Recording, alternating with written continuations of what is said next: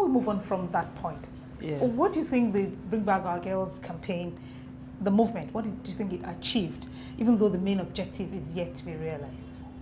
Oh, it definitely achieved a lot in terms of the fact that it created awareness. If you recall, when it first happened, there were lots of denials, counter denials, and there were actually those who felt it was a conspiracy, that no girls were abducted. And I think one thing the Bring Back Our Girls did was to make sure people understand that yes, 200 plus girls were abducted from a school in northern Nigeria. So that definitely is one thing that we did. But more importantly, with the outcry was then the need to search for them. And that also now became a priority, not only for the Nigerian government, but also for the whole international community. So I think in that respect, we've definitely achieved a great deal. I know one of the things in which you're interested right now is higher education, education generally. What is wrong with our educational system? Well, the first thing is the quality of education is quite poor, which is quite unfortunate as well. And of course, as part of the quality is this whole issue of curriculum, design, and all of that. So that's what's wrong with our education, yes. So what should we be doing to make things better? Oh, I think what we need to do, I think is quite simple. I think we need to start thinking about how do we get back to where we were so many years ago. Our universities were some of the best in the world. So it's not as if it's never happened again. So what we need to do is go back and say, okay, what changed? You know, and I'm sure what changed has a lot to do with the same issues we talked about earlier, the issue of corruption. So those are the things that we need to do, benchmark with the past and benchmark with best practices everywhere else in the world, and then take a decision that for the next 10 to 15 years, education will be a priority. Of course, we have to put money in education, and we stay focused. How much can the private sector help in this? There are a lot of private schools, there are a lot of private universities, there are a lot of private secondary schools. But what I find is parents tend to prefer to send their children, those who can afford to do so, tend to prefer to send their children abroad because of the quality of education back here, despite the fact that there are several private universities, for example. Yes, what has happened is with the private universities, to be fair, you find that less and less people are feeling forced to send their children abroad. The private universities have helped, but are the private universities of the same standard as the universities we used to have before and as universities that we're sending our children to? If we can raise the standards, and I don't see why not, then you'll find that people will not send their children abroad because, we need our children to be culturally grounded. It's very important, not only even in terms of our values, but also even in terms of the knowledge. So I'm a great advocate for schooling here. Let us stay here and see how we can, try and raise the standard of our education such that people then no longer send their children abroad. And it's doable. And of course, then you now have the bodies that have an oversight role, that like the Ministry of Education and so on, then have to enforce standards as well. That's very important. I remember I was in school. Yes. The day your father, General Muhammed, was assassinated, and I remember how my mom and other parents had rushed down to come and take us back home, and all the general pandemonium. Where were you, and how did you hear about it?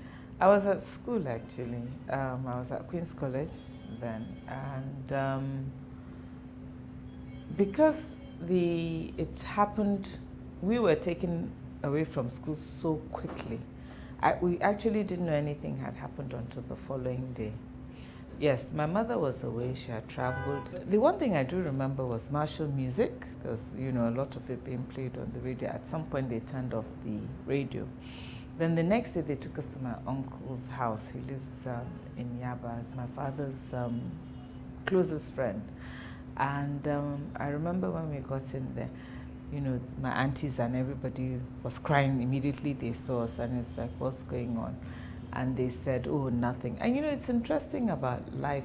I'm sure I sensed it, but I wanted to remain in denial for as long as I could. So she came up with some excuse that she wasn't feeling well. I mean, I think back now, okay, so one person wasn't feeling well and everybody's crying, you know. So it was when they took us to Kano I believe this happened on Friday, and they took us, we didn't even get to Kano until Sunday morning. That was when my grandmother actually confirmed to us that my father had been killed. So, you know, that was how we learned about it. Oh, your mom came back? Yes, my mom came back. But by the time she came back, he had already been buried, which was quite traumatic for her. In fact, by the time we got to Kano, he had been buried already. Which was quite so you difficult. also didn't witness the burial? No, we didn't witness the burial. You were 12 years old at that time when your father died. What do you remember of him? Oh my goodness. Do you have a whole day? I do. I was very close to my father. I was his first child and his first daughter, and I was particularly close to my father. He was very kind, very warm, very loving, and very hands-on, by the way. You know, it's actually interesting. I look back now, and I think it's probably more hands-on than my mom was. You know, when, you know, we were growing up. So I remember the first hamburger I ate was at the Federal Palace Hotel. It was my father that took us there. So he used to take us swimming every Sunday at the Federal Palace Hotel. So we had a particularly close relationship with him. But also he had a very strong relationship with my mom. You know, can you imagine growing up, you know, in a house where parents used to call themselves darling? Okay, you know, I mean, when we were kids, as guys got older, it's like, oh, you know.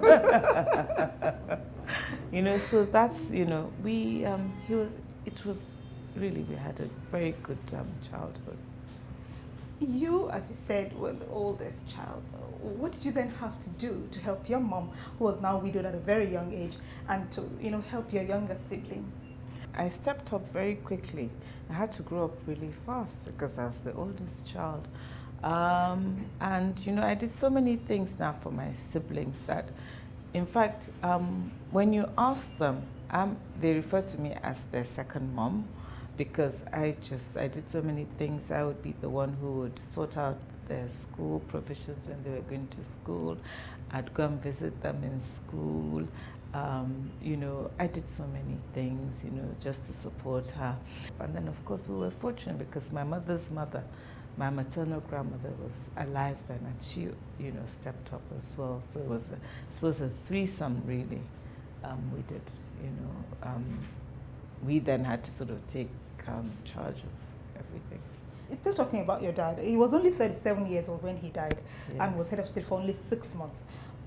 What are his most important legacies, the things you want people to remember most about him?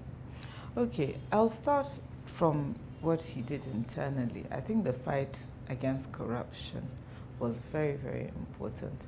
And if you look back now and you see, even in our recent history, look at what corruption has done to us as a nation, is when you actually realize that it was such an important fight. And, you know, sometimes I look back and I suppose, I wonder, had he had longer to do something about corruption, would we have some of the problems and the challenges that we see? For me, that was one legacy that I think was important.